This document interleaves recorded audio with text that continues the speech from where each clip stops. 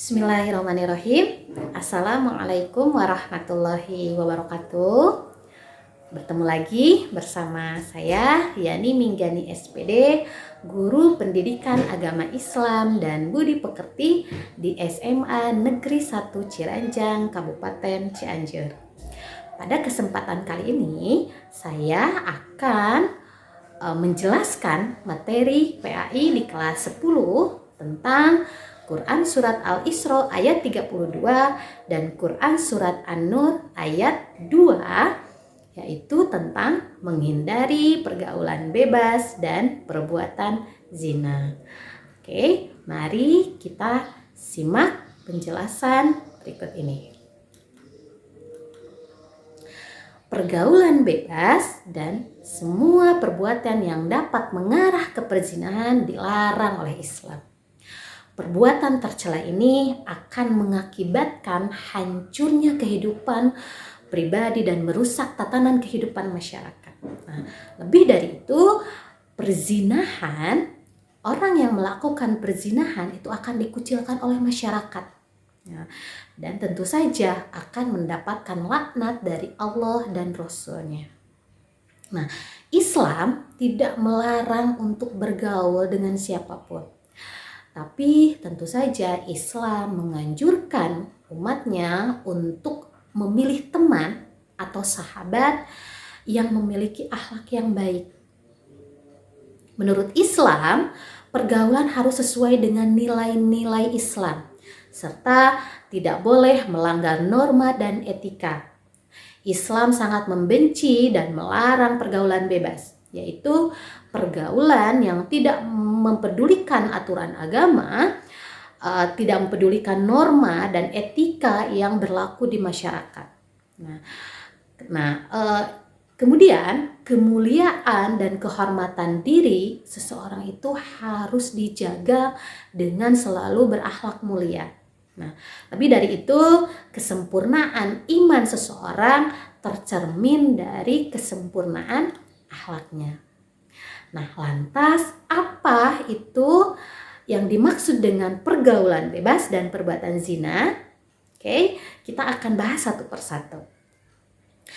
Perbuatan zina, zina itu berasal dari kata zana yazni, yaitu artinya hubungan badan antara laki-laki dan perempuan yang sudah balik, ya, tanpa adanya ikatan pernikahan, ya, tanpa ada ikatan pernikahan yang sah sesuai dengan syariat Islam. Nah, itu secara bahasa. Kemudian secara istilah, zina itu adalah hubungan selayaknya suami istri yang dilakukan tanpa adanya ikatan pernikahan. Baik hubungan itu dilakukan oleh salah satu atau keduanya yang sudah menikah, atau dilakukan oleh keduanya yang belum menikah sama sekali. Nah, lantas apa yang dimaksud dengan pergaulan bebas? Dari segi bahasa, pergaulan bebas adalah proses bergaul. Sedangkan bebas artinya adalah lepas sekali atau tidak terhalang, tidak terganggu, kemudian tidak terbatasi, boleh bergerak, boleh berbicara, berbuat dan sebagainya secara leluasa.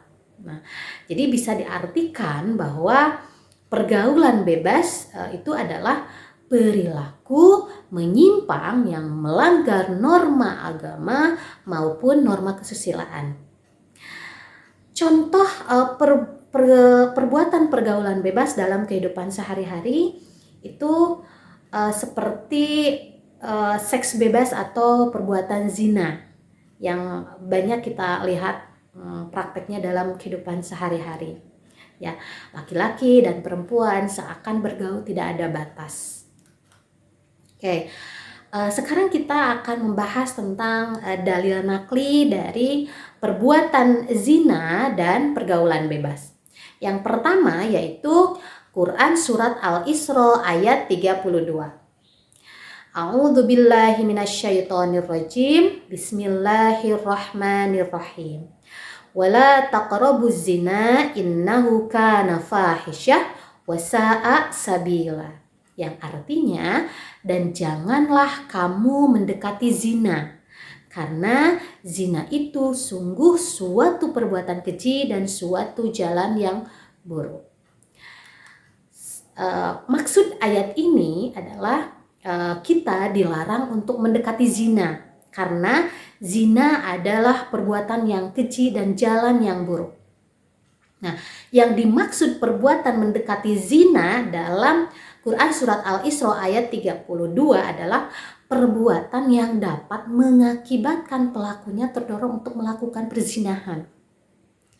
Di antara contoh perbuatan mendekati zina adalah yang pertama, melakukan pergaulan bebas, yaitu pergaulan yang tidak terikat oleh aturan norma dan agama. Yang kedua, mendekati tempat yang dapat merangsang nafsu syahwat. Yang ketiga, melihat aurat dan menghayalkannya.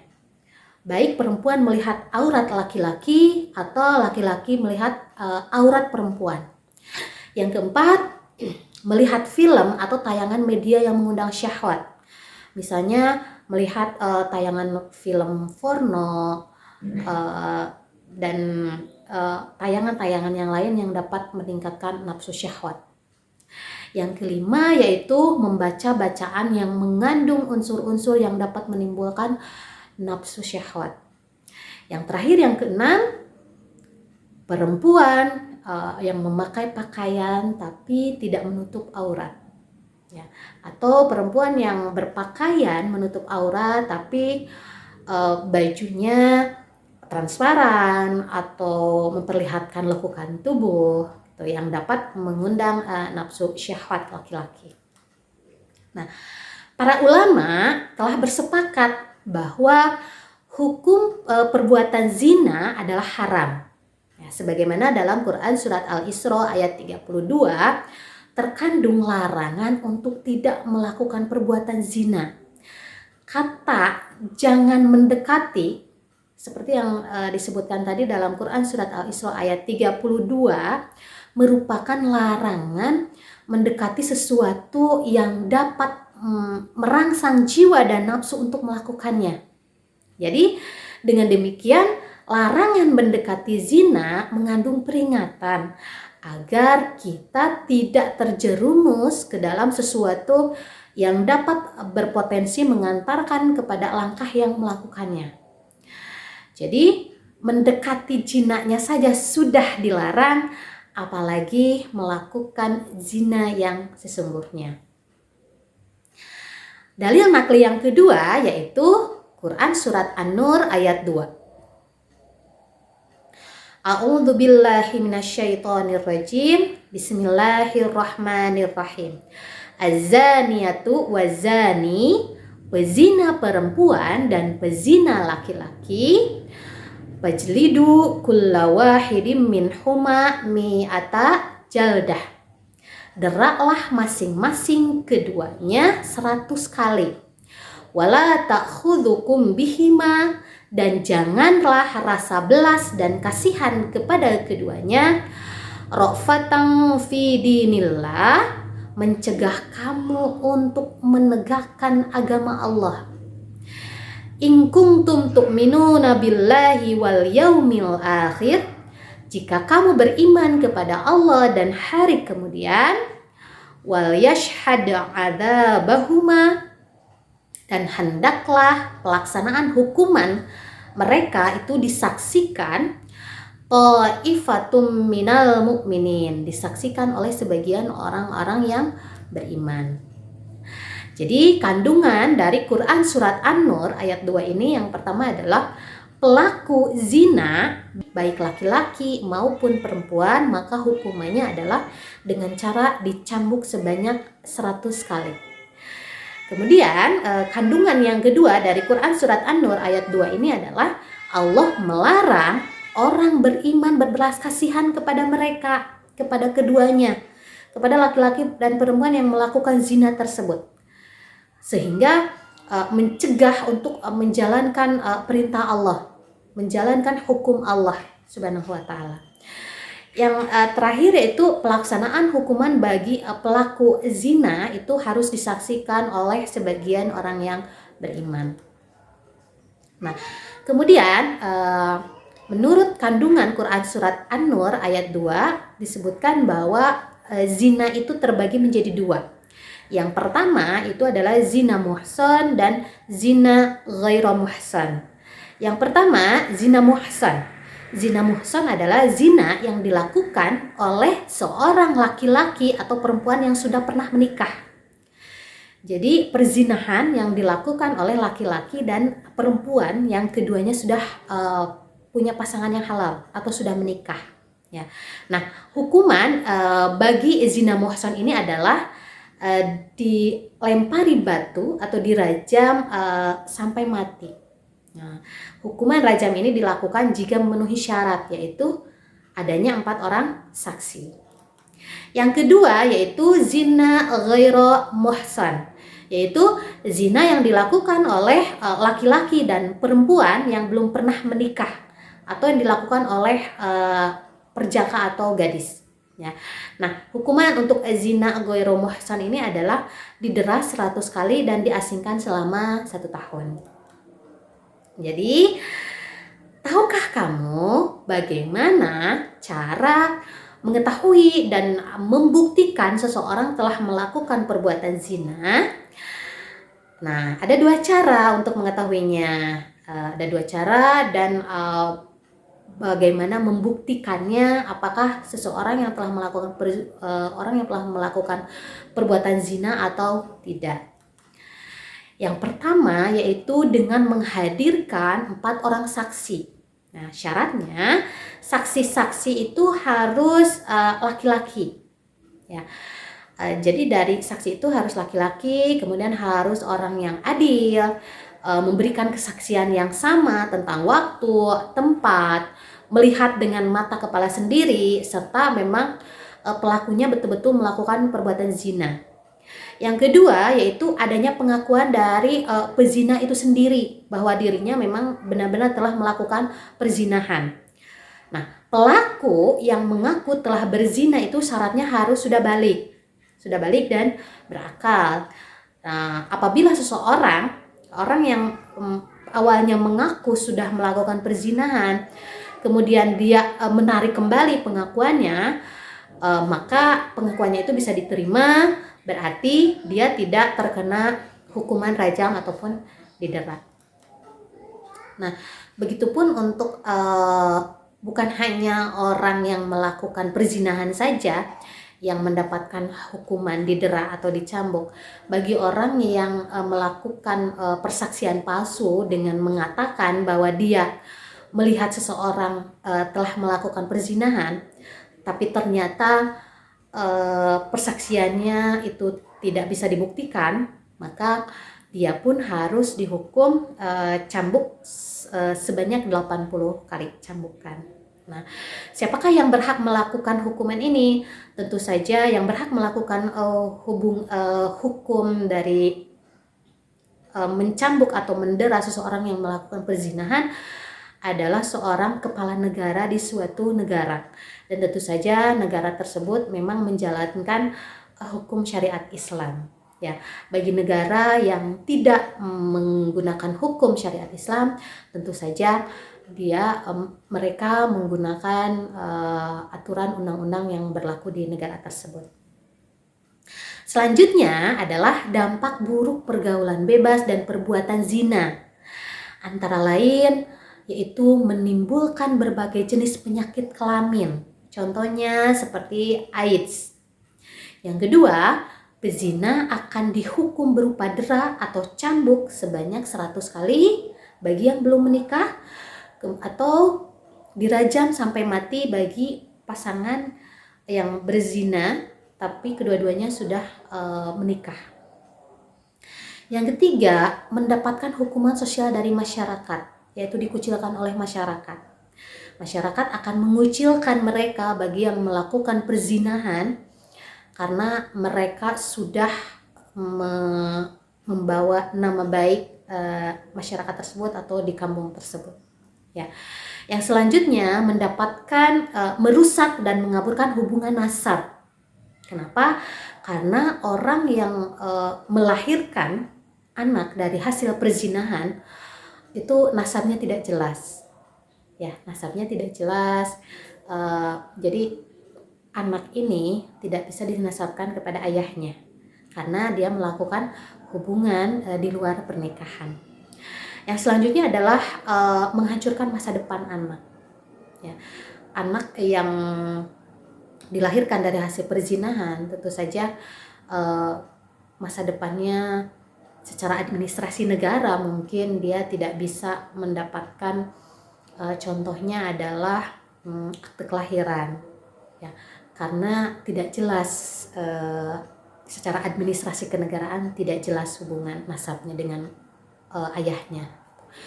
Kemudian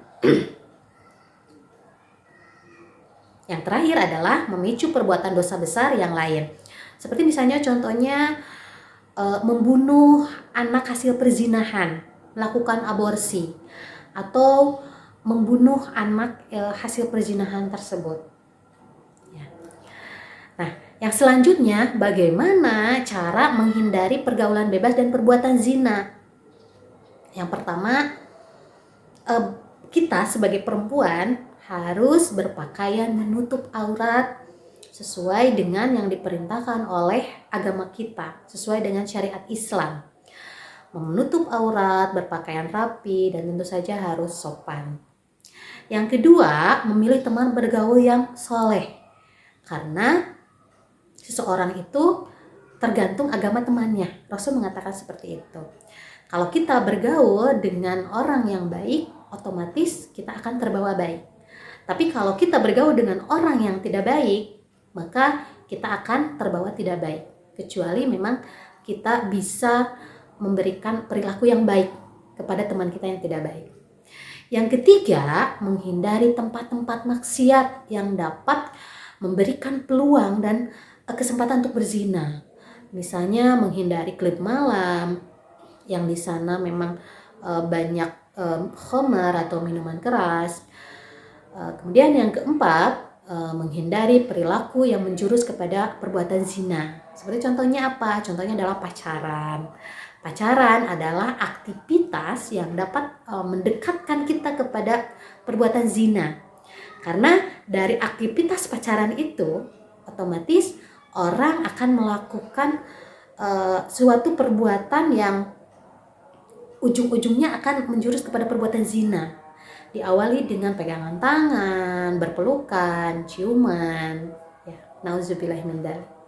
Kemudian yang kelima, isilah waktu dengan berbagai kegiatan positif. Mengikuti kegiatan keagamaan atau kajian di sekolah ataupun di luar sekolah. Kemudian mengikuti organisasi di sekolah, aktif di organisasi, sehingga waktu yang kita gunakan positif. Jadi kita tidak ada waktu untuk melakukan hal-hal yang negatif. Yang terakhir yaitu memperbanyak mengingat Allah dengan cara berzikir, membaca Al-Quran, kemudian memperbanyak sholat sunnah, memperbanyak saum sunnah, supaya karena saum sunnah itu bisa menjadi perisai, ya. Dan jangan lupa terus memohon perlindungan kepada Allah supaya kita dijauhkan dari bahaya pergaulan bebas dan perbuatan zina. Ya, jadi pergaulan bebas dan perbuatan zina merupakan perbuatan keji dan kotor, serta termasuk salah satu dosa yang besar. Ya, menjauhi pergaulan bebas dan perbuatan zina akan mendatangkan kebahagiaan di dunia maupun di akhirat. Ingatlah bahwa hawa nafsu dan setan itu senantiasa menggoda orang beriman agar terjerumus ke dalam perbuatan zina dan kotor ini. Nah, begitu banyaknya dampak negatif yang ditimbulkan dari perbuatan zina atau pergaulan bebas, jadi patut kiranya menjadi perhatian bagi generasi muda dan pelajar khususnya, bahwa mereka seharusnya berjuang untuk menyiapkan masa depannya dan hal tersebut akan dipertaruhkannya apabila ia terjerumus kepada pergaulan bebas dan zina. Oke, mungkin itu yang bisa saya sampaikan. Mudah-mudahan ada hikmahnya dan menambah ilmu untuk kita semua. Terima kasih. Wassalamualaikum warahmatullahi wabarakatuh.